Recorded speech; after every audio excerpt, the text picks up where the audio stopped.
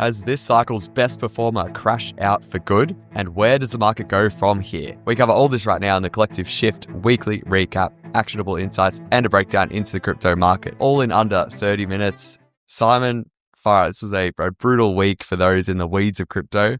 For anyone just holding Bitcoin, they may not have even noticed what's gone on.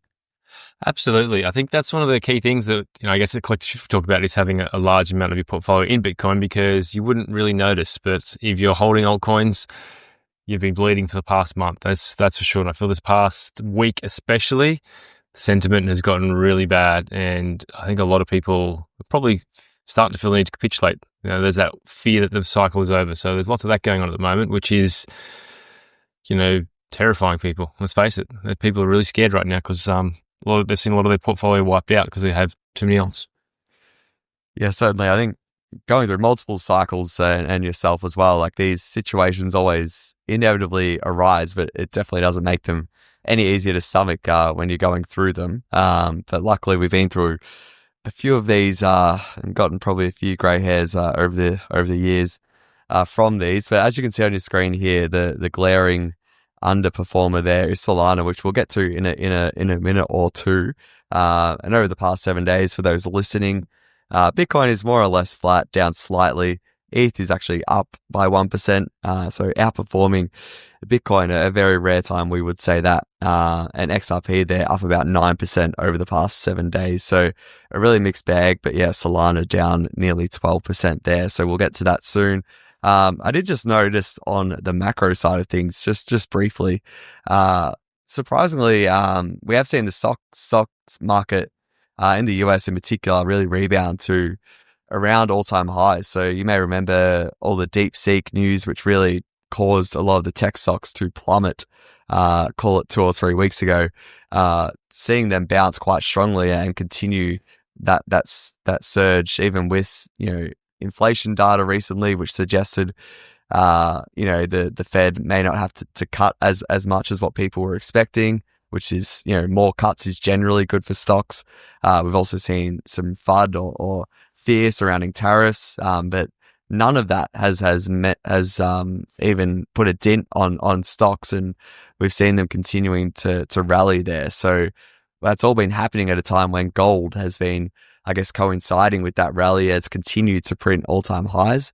And you've also seen the US dollar really strengthen, recently on sort of fears of there being tariffs. Well, in the past 2 or so weeks, the dollar has actually softened, and the DXY, or the dollar index, has really come down to around 105 last time I checked. So those 3 ingredients, stocks rallying, gold rallying, and the dollar weakening, would all be 3 really, ingredients that you'd suggest would be contributing to crypto rallying. But that is, as you can see on your screen there, certainly not happening at the moment. So we may get into sort of, where to next for crypto.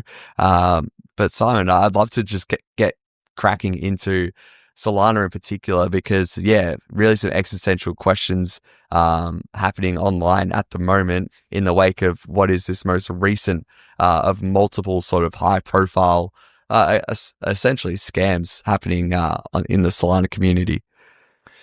Definitely Solana has been suffering for the past 4 weeks pretty much, because I think, in perspective here, Solana was at its all-time highs only a month ago, kind of thing. So it's how quickly sentiment can change. We had the Trump coin launched on Solana, which brought huge amounts of attention, and the Solana price absolutely pumped.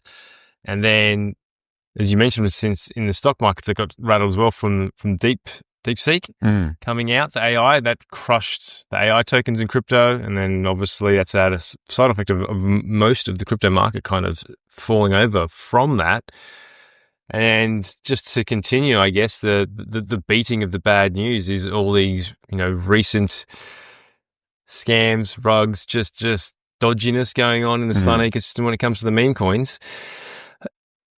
It's just starting to compound. And I think a lot of people are getting to the point of they've had enough. I think there's that general sentiment going on now that I think people are kind of giving up, I guess, on a lot of these meme coin plays.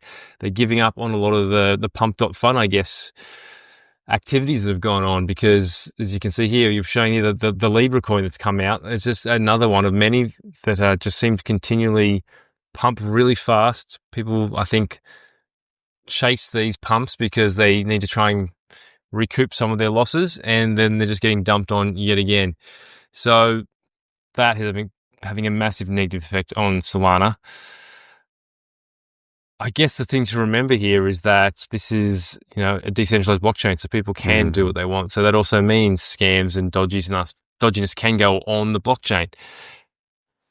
The other thing to remember here is that Solana having all this activity on there is still the most used blockchain at the moment.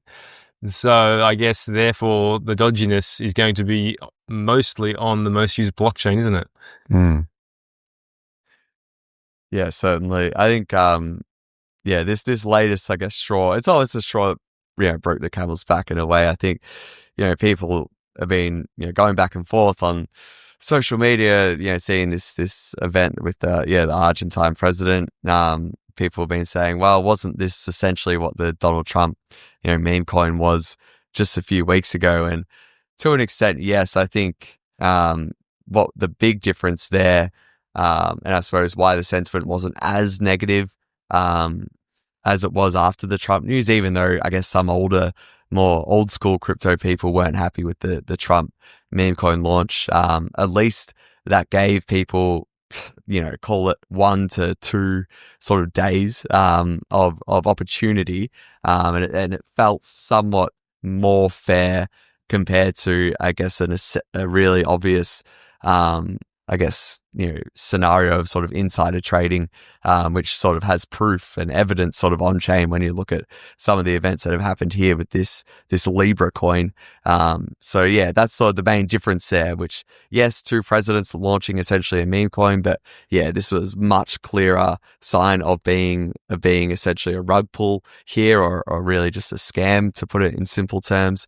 And also I think you had the wealth effect of when the Trump news hit, and if people missed out on it, sure, they were maybe a bit frustrated, but overall people's portfolios back then, even though it was just 3 weeks ago or so, were a lot higher than what they are now. So, people who have maybe unfortunately lost some money on this Libra coin, or even people who weren't involved, they're generally just a lot more frustrated, also because their portfolios are a lot smaller on the most part than what they were 3 weeks ago. So you're seeing people just fed up, really, and you've got people calling for, potentially this being the end of Solana's run in the most extreme scenario. I guess the question people are jostling with now is, is Solana's status as like the poster child of this bull market? Is that now over?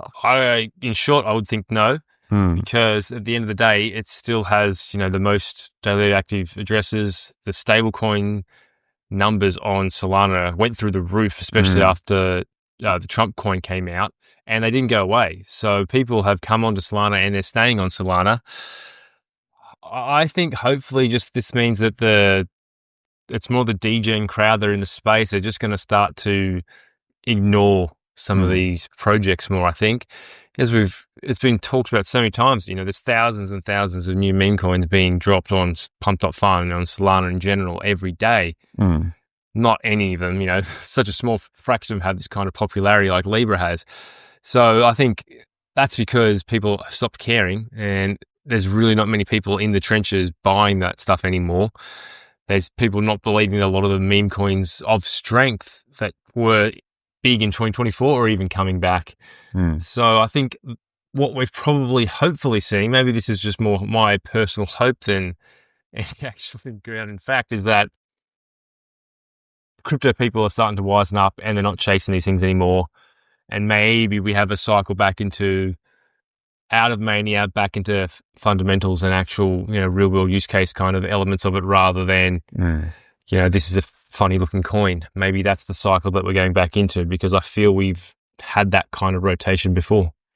Certainly, yeah. The pendulum between, the pendulum of fundamentals and I suppose non-fundamentals or pure hype and vaporware. I think, many arguing that it just ran way too far, even arguably with this AI stuff, which has been very unproven still in December, January. And are we swinging back towards fundamentals? That's like, what some people have been sort of posing there on the timeline. And I guess just a graphic here from Kaito, one of the leading sort of, I guess, sentiment and analytics platforms out there, just showing Solana's negative sentiment here on the chart, just how negative there, on the right-hand side of our screen there. You can see, Solana has very briefly gone to negative sentiment 2 times before. In the past 12 months, it's happened 3 times, one of them being in recent days. And those other 2 times prior to that were only, I would say, 1 day, maybe 2 or 3 days maximum. But this one is a lot deeper and steeper in terms of its negativity, in terms of sentiment. And yeah, it's certainly, I suppose, why there's such existential dread on the timeline for those who have 100% of their portfolio or 90% of their unrealized, I guess, their paper wealth tied into the Solana ecosystem.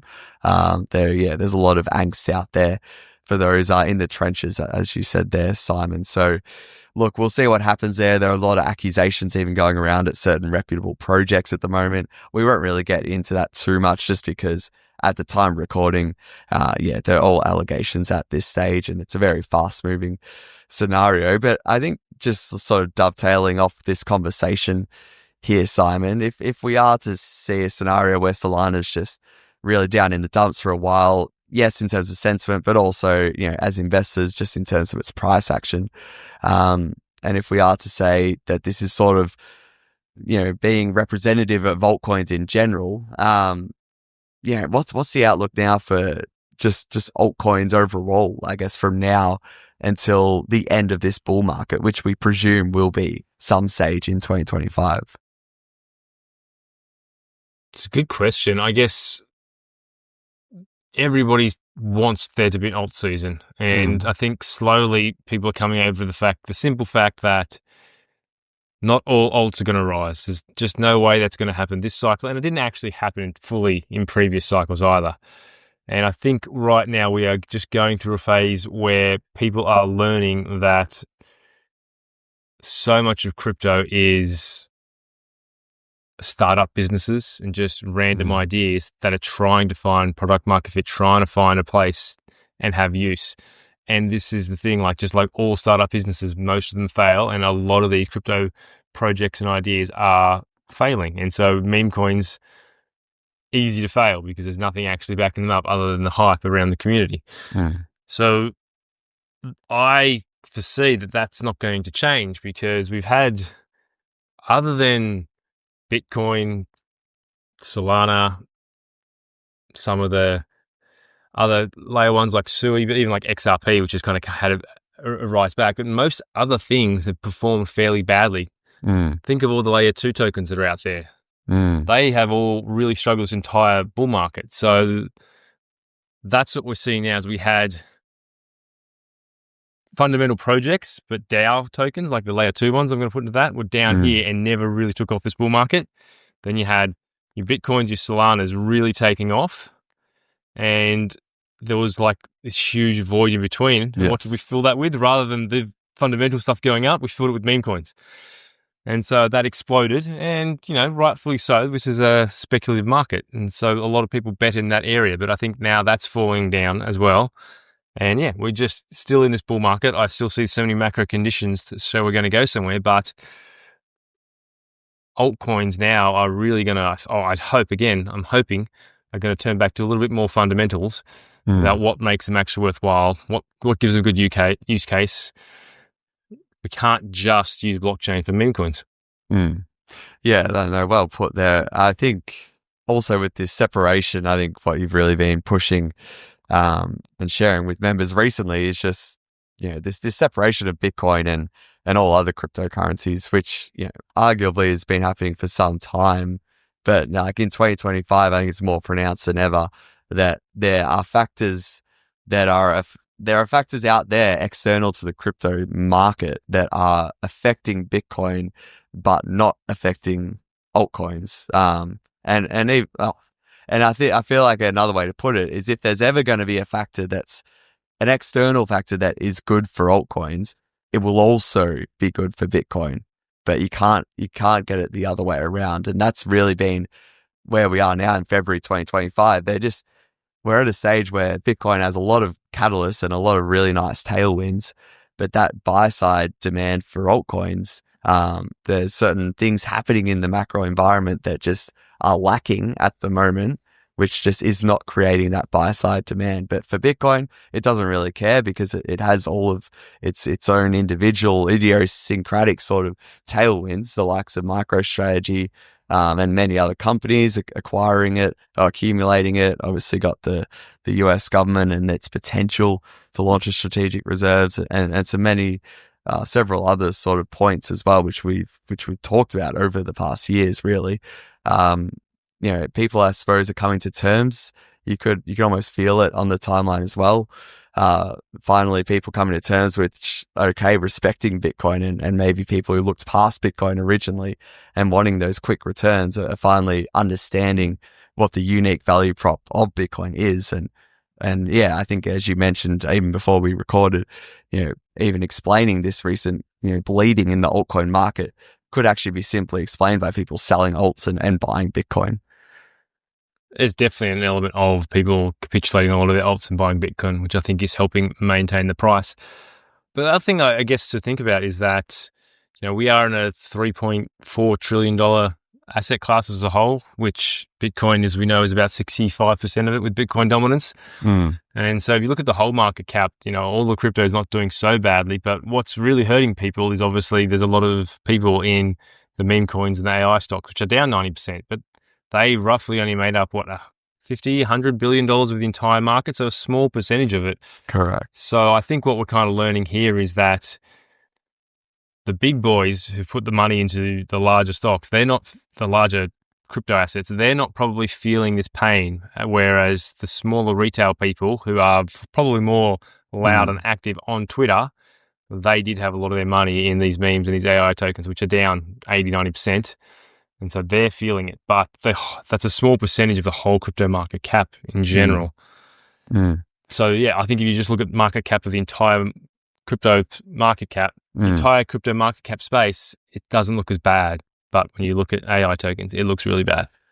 Yeah, certainly. I think I heard it put this way the other day, which, a really simple way to think of this cycle that we've had is this is the first time really in crypto's history where the institutions have actually had the first crack at it, or the first sort of ones that have sort of, gaining the lion's share of, or realizing sort of the lion's share of the gains, whereas retail has sort of actually been the second entity or party to sort of come into the bull market, where historically, everyone's always was like the institutions are coming, but for many reasons they just couldn't get in.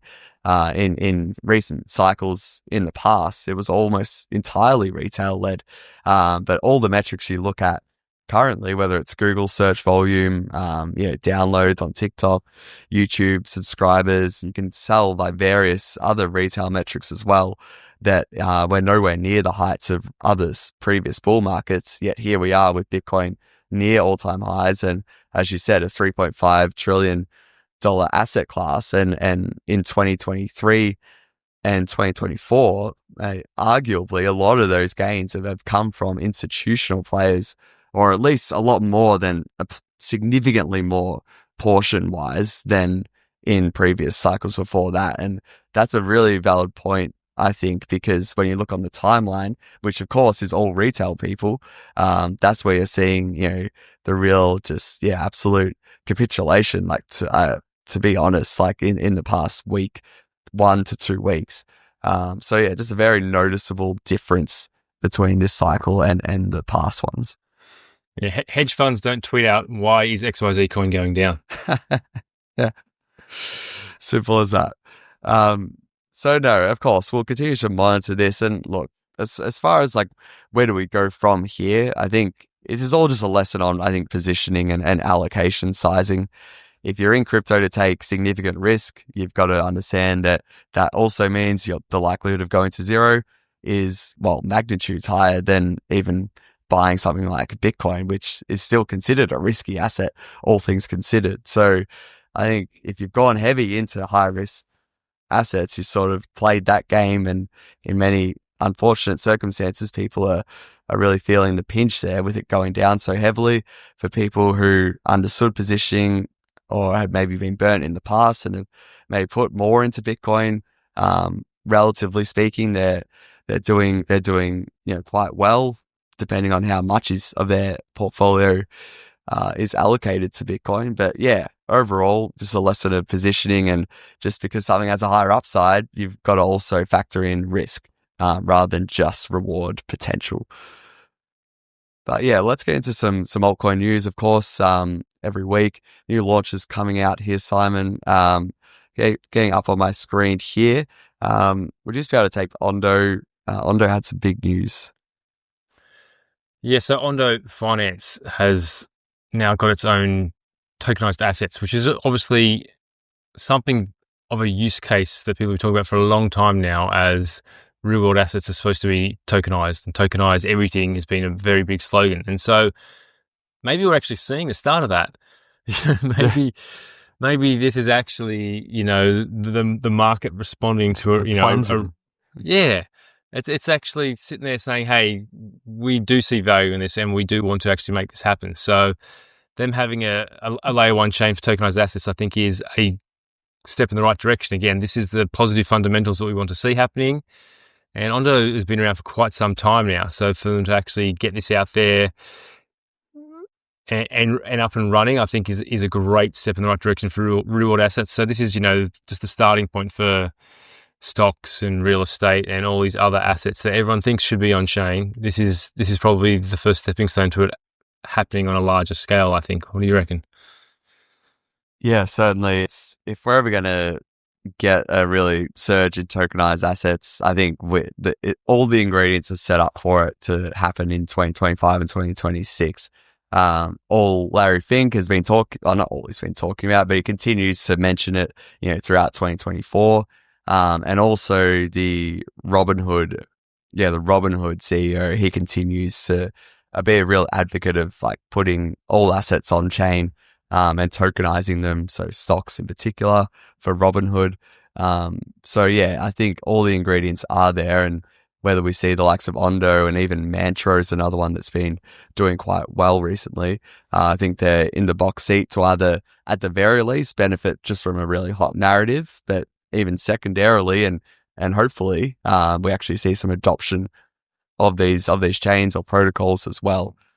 Worth noting for Ondo, I did notice that they sort of coincided this announcement more or less with their 1 year cliff of their token unlocks, which is pretty typical. Like, you see a lot of projects really try to soften the blow or soften the sell side pressure of their 1 year cliffs with a big announcement like this. So Ondo is now sort of in that tricky, if it's a fundamentally great project, it can sort of defy token unlocks in many ways, but Ondo is now sort of into that period where it will experience, call it 2 to 3 years of consistent unlocking tokens, which presumably a big portion of them will consistently be sold on the market. So that's just worth noting there for Ondo, given it is a newer project in terms of its token existing. But from Uniswap there, one of the more older projects, I suppose, the complete opposite side of things, they finally launched Unichain last week. So we've seen them launch Uniswap v4 recently, just the other week. But Unichain, they're going live as well. So yeah, I'm keen to check that out. I haven't personally used it yet, but I know that they've been working on this for, I think it's about two years at least now, and was heavily audited. So good to see this out, and we'll see what the metrics are looking like probably after a month or two of it being live on various exchanges. On various chains. Yeah, I think this is just a case of the giant decentralized exchange in the market continuing to grow, continuing to evolve, I guess, to probably protect, its market share, but also hopefully to make it a better experience for users. And so I think this is their attempt at doing that, really. The whole concept of it being, fairly chain agnostic is what Unichain is supposed to allow in the Ethereum world, I guess. I haven't used it yet either. I'm interested to see, does it make my life easier? Does it make the life of someone who's not as crypto adept as us easier? that's probably a big one for me. If they have got kind of that user experience down with this Unichain, then great. If not, don't know what they're doing. Yeah.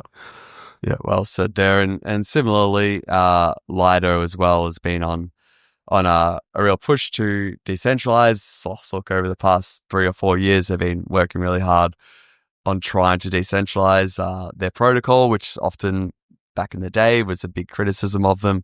So they've launched V3 officially, again, after several years or multiple years of building. So that went live as well last year. Again, just more flexibility on the Lido protocol, and more customizability for people wanting to stake, being able to choose, or have more variety in terms of their options of where to, I suppose, stake and where to deposit their ETH in many cases. So, institutional adoption of Lido is something, we've been sort of tracking, or at least there is sort of a potential bull case for something like Lido. But you could also see a scenario where the big institutions go down a more, I guess, predictable path in many respects of using the likes of Coinbase. But, is there a scenario where Coinbase even goes entirely into adopting Lido? That could also be a bull case there. So Lido's been one that's really struggled price-wise in this bull market.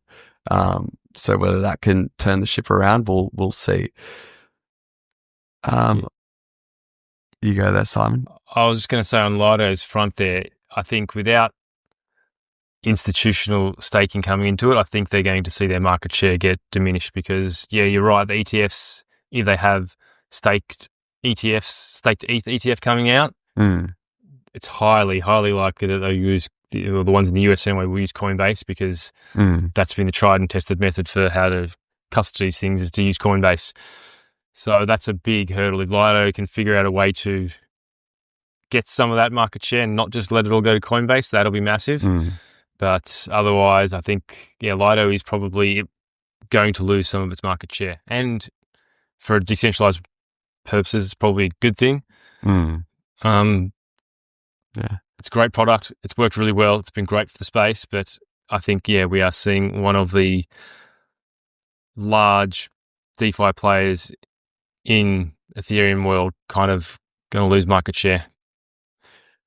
Yeah, no, well put there. I think in terms of things to look forward to for the week ahead, as always, there's the tariff news to just be aware of what's Trump going to do and what will the headlines be in relation to tariffs. I have noted that like most of these sorts of things, the sensitivity to these headlines gets progressively sort of more, it lessens as time goes on. So I think just watch out for what I'll be watching is if there are, more tariff news from left curve, such as, it could be anything really.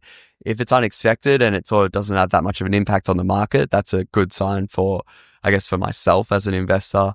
I'll be looking out for something like that. But in terms of the week ahead, something I also had jotted down was a meeting potentially in the best case scenario, to sort of end the war happening between Ukraine and Russia, which is on track for its 3rd anniversary. So Trump, one of his things that, again, he was sort of promising in his campaign was to try to, strike a deal to, result in Russia and or Ukraine sort of, putting the weapons down, so to speak.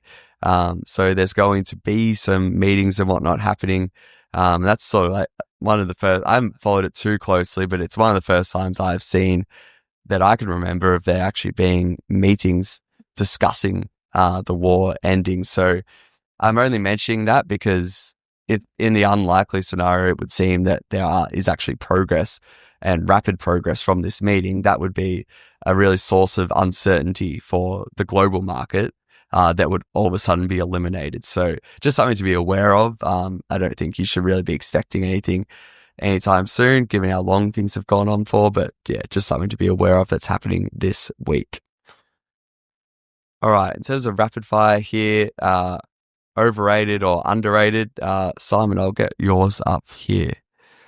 Yeah, so my underrated one for this week is the Walrus protocol on Sui, which is on the surface level not doing that much difference to what a lot of the other blockchain data storage is doing, really. Like we've had multiple tries at having blockchain data storage, and they haven't really taken off. They've not quite had product market fit, and I reckon a large amount has been to do probably with actually blockchain congestion. Most of the other ones were all built on Ethereum when we had blockchain congestion, and it didn't make sense to be spending lots of money doing transactions on your data storage and things like that. So Walrus being on Sui, it's incredibly cheap. The data limits are incredibly large. But then they're adding the extra thing, which I think the others are pivoting to and have to a degree, but it's the programmable element of the data storage, which I think is going to really set it apart from other things. And so basically what I kind of envisage Walrus being in my analogy in my head is, it's pretty much going to be a competitor for your Google Drives or your Microsoft OneDrives, and allowing different people access. And you can imagine, like, if you've got like a Google Sheets that you can share that with anyone. So I think that's basically where I'm seeing Walrus is going. It's going to be a decentralized data storage unit where you can have the privacy and no one can actually see your data, but you could share that one singular link just like you could with the Google Sheets with anyone. So I think that's a game changer. That's what the other decentralized data storage units do not have, that kind of flexibility and programmability around it. Can they deliver on that? I don't know. I think they've got the best chance at it. They've certainly got the narrative going with them. So I think it's underrated for sure. And I'm interested to see how well it actually does when it reaches mainnet, which they are tweeting about. Yep. Thanks for that one. Similarly, one in development that I have, I would say underrated because I think it's been largely forgotten about in many ways is Monad. So yeah, February 19th, they've finally come out and said this is when the public testnet is going live. So that has been around roughly 2 years, last time I read, around 2 years in the making for them to get to this testnet stage. So again, I take that as not a criticism per se. I just interpret that as the tech being somewhat novel, and I suppose them having to do a significant amount of R&D. I guess the key question is, will it be materially different or impressive enough from other high performance chains, like Sui and even Solana? But yeah, time will tell. I think the testnet, massive milestone for the team. I would not be expecting there to be a mainnet for Monad. I'd be surprised if it comes this year, to be honest. I'd be saying more likely early 2025, but a lot will depend on how well this testnet launch goes. So I'm keen to see what's on there, and I'll definitely be connecting in the next few days or so, and seeing what's on there. I'm gonna have to go against it. I reckon that's overrated. I reckon Monad it's too late to the party. I think there's so many options out there now that another fast, cheap blockchain that nobody's using, just like all the other fast, cheap blockchains that nobody's using. Yeah, we've just got such a multitude of options out there for this, and I think not necessarily being first to market is always the best, but being the 25th to market is certainly not a help. Yeah. No, it's good. Good to have some difference here on the podcast. And I think, time will tell. We'll come back to Monad in months to come, or maybe not. It might just flop on arrival. But yeah, that is a wrap for this week. Thank you for listening. If you are looking for more insights, see our weekly Shift newsletter, providing free weekly market insights every Friday. Subscribe at collectiveshift.io/newsletter. That's collectiveshift.io/newsletter.